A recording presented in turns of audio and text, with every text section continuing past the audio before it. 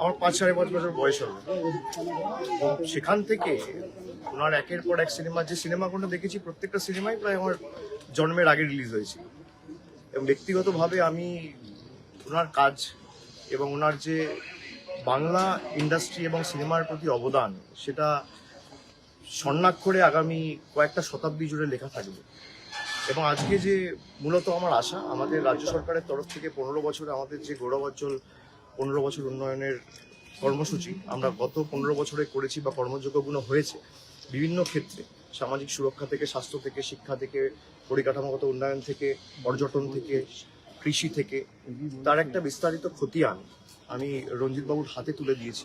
যে রাজ্য সরকারের যুগান্তকারী প্রকল্পগুলো সেগুলো আমরা বিস্তারিত বলেছি। আমার সাথে সিনিয়র মন্ত্রী মমতা বন্দ্যোপাধ্যায়ের দীর্ঘদিনের সহযোদ্ধা সতীর্থ সম্মানীয় শোভনদেব চট্টোপাধ্যায়ও ছিলেন।